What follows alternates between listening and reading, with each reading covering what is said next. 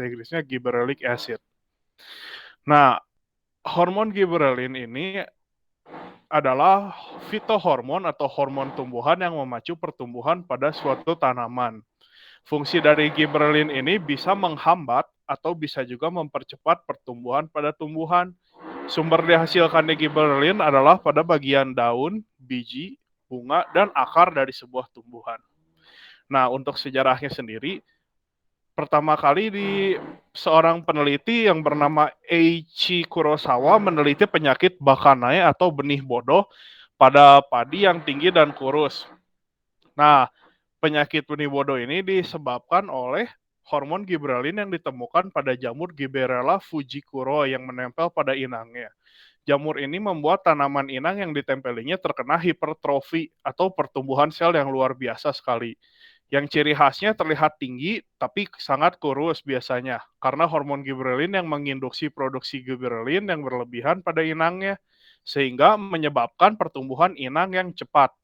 Nah, kemudian Tenjiro Yabuta pada tahun 1935 mengisolasi pertama kali hormon gibberellin dari jamur Gibberella fujikuroi.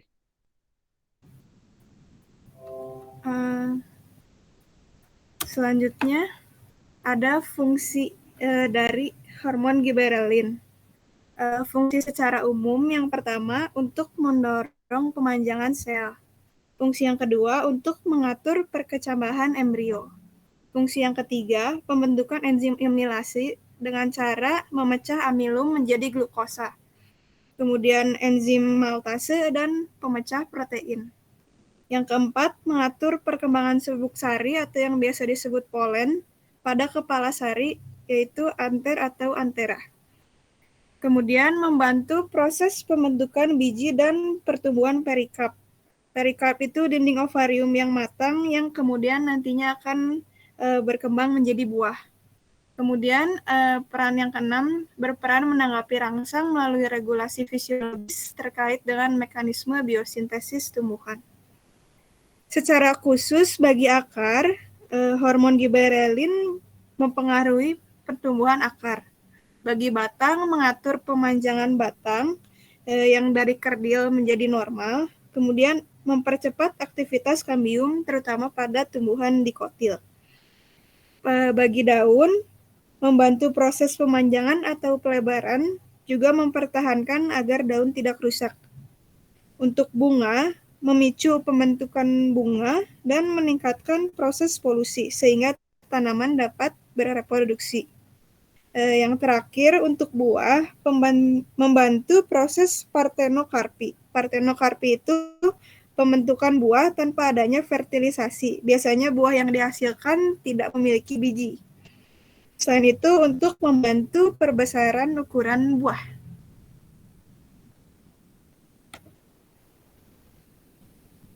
Lalu ada dua fase utama yang dilalui oleh hormon gibberellin ini.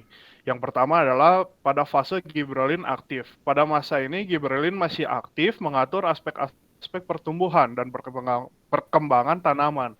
Termasuk contohnya pada perkecambahan biji, perpanjangan pada batang, perluasan pada daun dan bunga, dan juga pengembangan benih. Dan yang satunya lagi pada fase non-aktif. Pada fase ini gibberellin sudah tidak aktif, mempengaruhi pertumbuhan pada tumbuhan. Nah, ini ada video yang menjelaskan pengaruh imbibisi pada hormon gibberellin pada biji.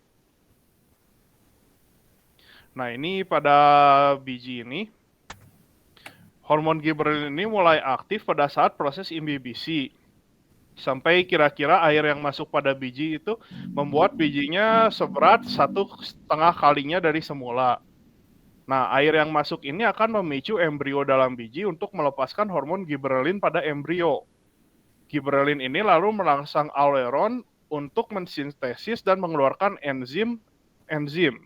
Nah, enzim-enzim ini ada enzim amilase dan enzim lipase dan juga enzim protease yang mempengaruhi pertumbuhan tanaman.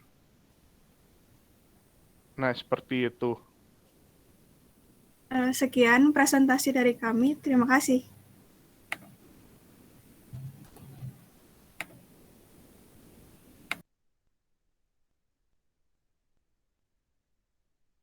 Iya, terima kasih sekali anak-anak.